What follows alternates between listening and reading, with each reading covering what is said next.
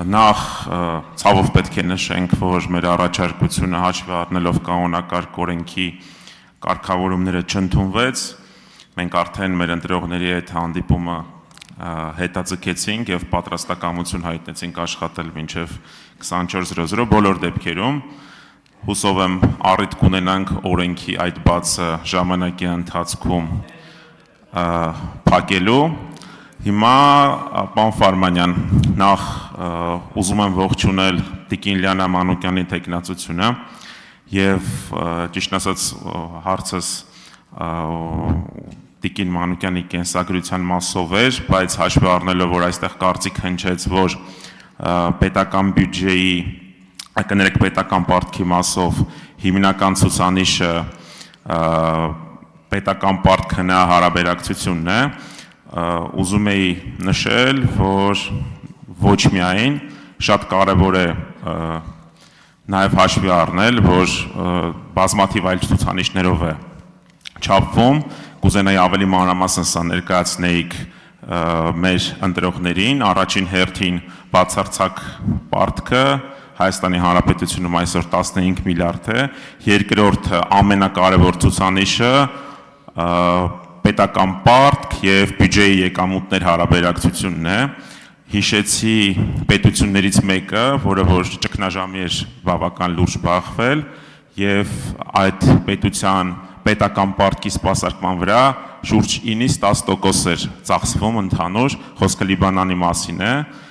որին որ հաջորդեց բավական մեծ ճգնաժամ, կուզեի դրա մասին ավելի մանրամասն ներկայացնեիք մեր ընտրողներին։ Շնորհակալություն։ Ուրեմն տեսեք, պետական պարտք համախառն ներքին արդյունք այդ ցուցանիշը անընդհատ որ շահարկում է, կան այդ ցուցանիշից բացի նաև այլ ցուցանիշներ։ Մասնավորապես, բացարձակ թվով պետական պարտքն ինչքան է ավելացել, նախկինում, ասենք այդ պետական պարտքի տոկոսների սպասարկման ուղղված ծախսերը որքան էին կազմում, քանի տոկոս էր, հիմա ինչքան է դարել այդ տոկոսը, եթե նախկինում ասենք միջին կշռված տոկոսը 4.9 էր մոտարապես մի 2017-16 թվականներին, հիմա այդ ցուցանիշը արդեն 7%-ից ավել է։ Հիմա պետական բյուջեի ծախսերի մեջ տոկոսների վճարման ուղղված ծախսերը կազմում են շուրջ 11%։ 11%։ Հիմա, երբ որ մենք խոսում ենք Լիբանանի օրինակի մասին, մեր գործընկերներից պարոն Սիսակ Գաբրելյանը հարց տվեց, հա ինչ կա, որ պարտքա կտան անընդհատ տենց կշարունակվի բանի են, հավերժական շարժի չի նման, դա այդպես չի։ Գալիս է ինչ-որ մի պահ, երբ որ քեզ վարկավորող միջազգային կառույցները այլևս չեն վարկավորում, թանկ տոկոսով են վարկավորում։ Տնտեսության կառուցվածքը երբ որ չի փոխվում, կառավարելի չի դառնում այդ պետական պարտքը, եւ կանգնում ես փաստի առաջ։ Հիմա մեր տնտեսության առանձնահատկությունները, երբ որ մենք նայում ենք, երբ որ ես այդ արտահանման օրինակը բերեցի, այսինքն տեսեք ինչ է ստացվում։ Լավ, տնտեսության կառուցվածքից խոսեմ։ Մենք ունենք ծառայություններ եւ առևտուր։ Մոտարապես տնտեսության կեսը առևտրին ու ծառայություններին է բաժին հասնում։ Այսինքն արդյունաբերություն չկա գործնականում, օտարերկրյա ներդրումներ չկան, սեփականության իրավունքը ոտնահարված։ Հիմա այս պարագայում ակնկալել, որ մեր տնտեսությունը պետք է ինձ աճի, որ մենք նոր պարտքեր չներգրավենք, դա չի երևում։ Եվ արտահանման խոչընդոտների մասին, երբ որ խոսում ենք, նաև այստեղ խնդիրը այլ բանի մեջ է։ Երբ որ մենք անընդհատ ասում ենք Հայաստանի տնտեսության շահերից բխող քաղաքականություն իրականացնել, նաև այն երկրի հետ, Ռուսաստանի հետ կոնկրետ այսօր երբ որ մենք խնդիր ունենք, ասում ենք մեր երկրի շահերից չի բխում։ Հաշվի չենք առնում նաև դրամական փոխանցումները։ Ռուսաստանից Հայաստան ֆիզիկական անձանց անունով տարեկան գալիս է մոտարապես 3 միլիարդ 800 միլիոն դոլար, մոտ 4 միլիարդ դոլար, որը մեր համախառն ներքին արդյունքի 14%-ն է։ Այսինքն հաշվի չառնել, թե մենք ինչ կախվածություն ունենք եւ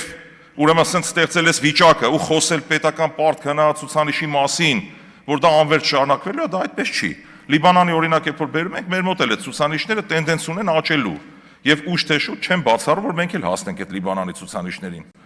Եվ այս վտանգների մասին ենք մենք անընդհատ ահազանգում։ Հիմա սրա համար պետք է հակա ճգնաժամային կառավարում, ոչ ավել, ոչ պակաս։ Հիմա դրա մեջ կան բաղադրիչներ բազմաթիվ, որը մասնագիտական քննարկման թեմա է։ Արձագանք։ Շնորհակալություն։ Ճիշտ նշեցիք, որ ՀՆԱ-ի կառուցվածքը բավական հարցերի տեղիք է տալիս եւ այդ կոնտեքստում ուզում եմ ընդգծել, որ այո, ռազմավարական նշանակություն ունեցող ոլորտները կրճատվել են հնայի կառուցվածքի մեջ, այսպես օրինակի համար գյուղատնտեսությունը 2018 թվականին 13.9% էր, այսօր 2025 թվականի արդյունքներով 7.7%, այսինքն մենք տեսնում ենք, որ գյուղատնտեսությունը, որը որ ռազմավարական եւ նաեւ սննդի ապահովման տեսանկյունից նշանակություն ունի, շուրջ 80%-ով կրճատվել է։ Բացի այդ, արդյունաբերության թվերն են մտահոգիչ, եթե 2018-ում հնայի կառուցվածքի մեջ 11.3% էր, այսօր 10.4% է, եւ ես հուսով եմ, որ ֆինանսավարական եւ բյուջետային հանձնաժողովի նոր մշտական հանձնաժողովի նոր նախագահը հնարավորություն կունենա նաեւ բյուջեի եկամուտների տեսանկյունից եւ նաեւ հնայի կառուցվածքի տեսանկյունից այդ հարցերը բարձրացնել եւ ուժեղացնել խորհրդարանական վերահսկողությունը այդ ուղղություններով։ Շնորհակալություն։ Շնորհակալություն, պարոն Աբրահամյան, ձեր փորձը եւ գիտելիքները նույնպես օգտակար կլինեն ֆինանսավարական բյուջետային մշտական հանձնաժողովի եւ հանձնաժողովի նախագահին, մեզ ընդհանրապես,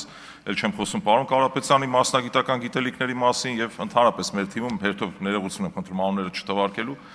մեր թիմը շատ հզոր թիմ է եւ Տիկին Մանուկյան վստահ եղեք, դուք որևէ խոչընդոտի չեք հանդիպելու, մեր ժողովուրդը միայն շահելու է ձեր գործունեությունից։